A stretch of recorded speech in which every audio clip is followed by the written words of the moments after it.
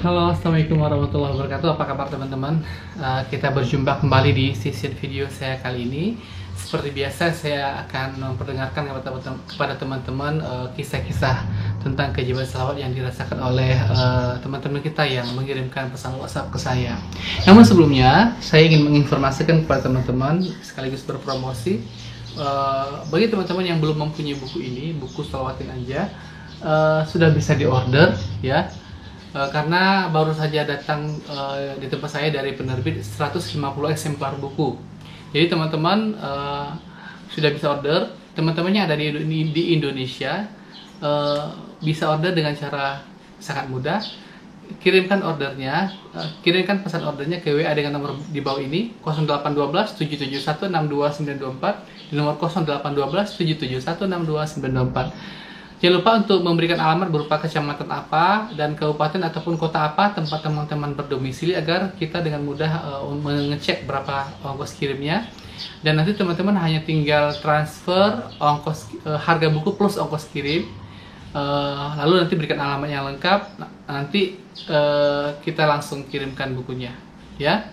Dan teman-teman yang ada di luar negeri seperti Malaysia, Singapura, Brunei, Hong Kong, Taiwan, Korea, Jepang, Amerika, Australia, dimanapun Anda berada, Anda juga dengan mudah bisa mengorder buku ini. Caranya gampang saja, tinggal order saja ke WA dengan nomor 0812 7716294 di WA dengan nomor 0812 7716294. Insya Allah kita akan segera kirimkan setelah Anda melakukan transfer.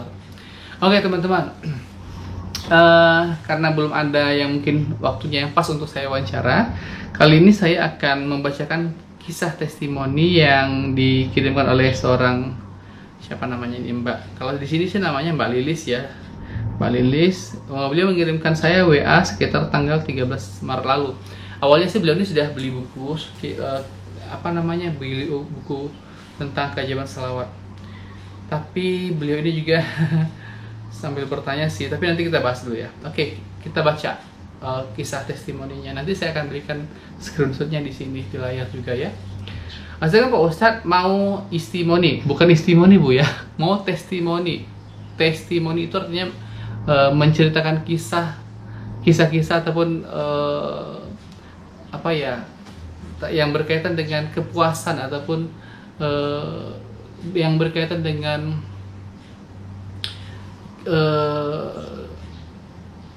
kisah mengisahkan tentang kehebatan ataupun kedahsyatan salawat. Itu maksudnya testimoni salawat ya. Mau testimoni salawat dari tulisan aja, oke, nggak apa-apa. Menemui channel Pak Ustadz Mukhlis, menemui channel Pak Ustadz tahun 2021 di bulan Desember akhir. Berarti sekitar 2021, setahun yang lalu ya, lebih kurang ya. Merasa tertarik salawat Jibril merdu dan banyak yang memohon minta berkah dan sholat. Dan ada juga yang meminta terisi ATM sendiri, terisi ATM keajaiban salawat Jibril, dan di waktu itu ikut juga komen. Saya tidak pernah dimintai orang untuk bagaimana caranya ATM terisi sendiri, doain dong, ajarin dong, saya nggak mengajari tentang hal itu. Cuma saya hanya mengajarkan salawat Jibril ataupun salawat apa saja, mengajak kita semua untuk bersalawat yang banyak. Namun masalah keajaiban itu masing-masing personal, apakah dia ATM yang tulisnya sendiri ataukah bagaimana, itu urusan Allah yang memberikan keajaiban itu. Jadi tidak secara spesifik bahwa oh iya kamu kalau ngamalin selawat amalkan seperti yang saya contohkan, seperti yang saya katakan, nanti ATM kamu akan terisi. Saya nggak pernah ngajarin gitu. Dan testimoni yang saya tayangkan juga tentang ATM tulisnya sendiri itu juga ya itu yang saya terima ya, dan saya hanya mendengar cerita apa adanya lalu saya share ke teman-teman, begitu saja. Jadi saya tidak pernah mengajarkan tata cara agar ATM terisi sendiri, begini langkah-langkahnya, coba ikutin. Apabila nanti Anda tidak melakukan ini maka Anda tidak akan merasakan dahsyatnya ATM terisi. Saya tidak pernah mengajarkan seperti itu. Saya hanya mengajarkan banyak salawat. Masalah keajaiban itu terserah Allah ya. Dan saya sudah berkali-kali mengatakan bahwa tujuan utama kita bersalawat itu adalah untuk menggapai ridho Allah. Masalah keajaiban itu adalah bonus. kan begitu ya. Jadi teman-teman jangan disalah tafsirkan ya. Oke, kita lanjutkan membacanya. Minta berkah dari sholat, dan ada juga tuh yang meminta terisi sendiri keajaiban salawat Jibril, dan di waktu itu ikut juga komen. Oke. Apa iya ATM bisa terisi aja masuk saldo? Iya. Tak lama kemudian nemu channel testimoni ya, nemu channel testimoni orang yang udah mendapatkan keajaibannya, yang sudah berhasil bersalawat bisa bayar utang dari keajaibannya salawat. Oke. Dan dari itu mulai tergerakan mengikuti salawat Jibril, dan sehari sampai nyambung malam jam 3 sampai subuh dapat 14.000 baca salawatnya, dan di waktu itulah memberikan hidayah saat bersalawat.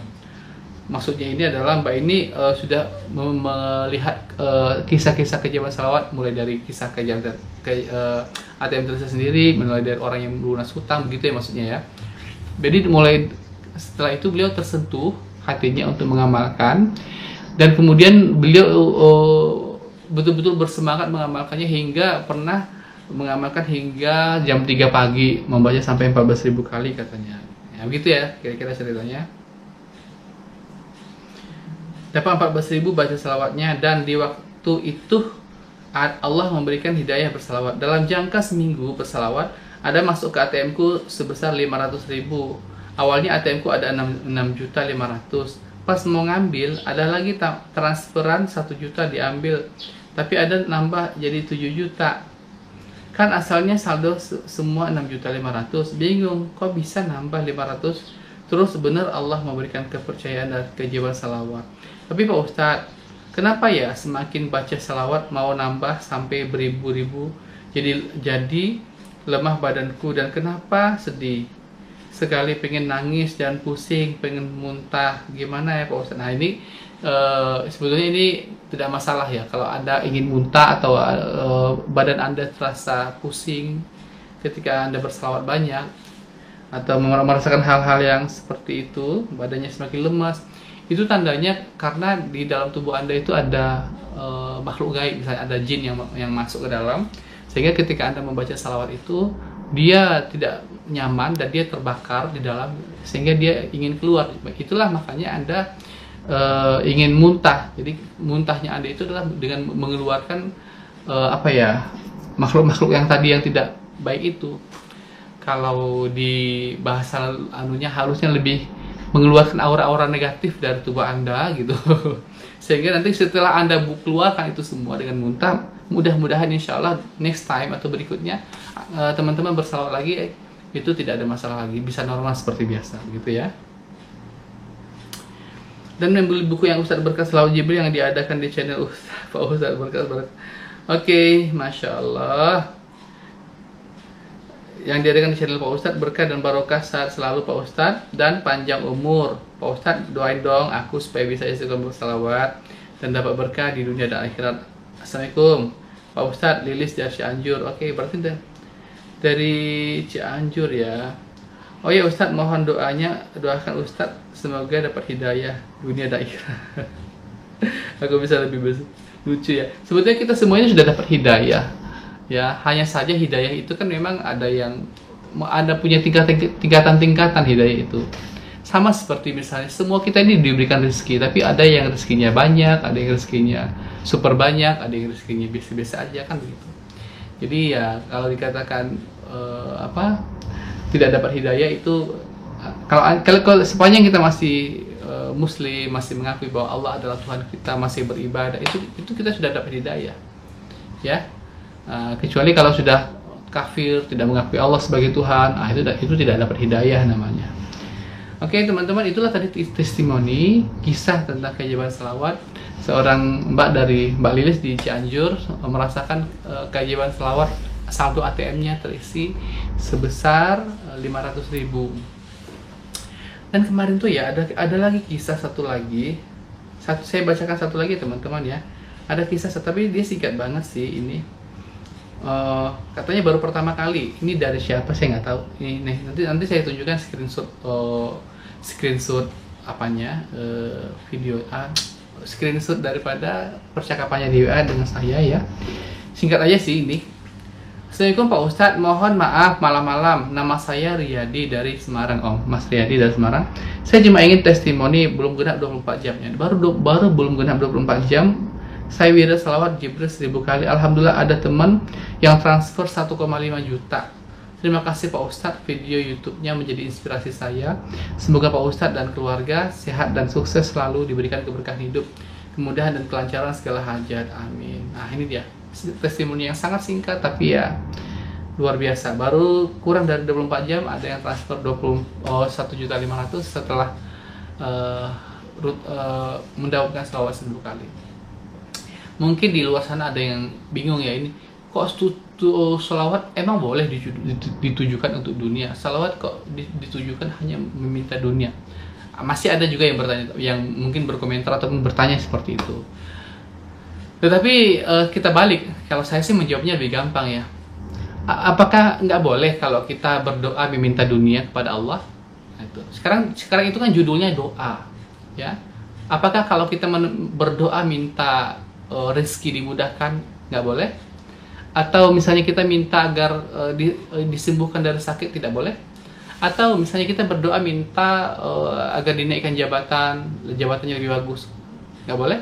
Atau misalnya kita berdoa agar diberikan kesehatan, keselamatan, atau diberikan umur yang panjang. Nah, tadi yang saya sebutkan tadi itu kan doa minta dunia semua itu. Jadi yang dikatakan dunia itu tidak melulu hanya berkisaran tentang harta dan harta, bukan, atau harta dan rezeki atau uang, bukan itu.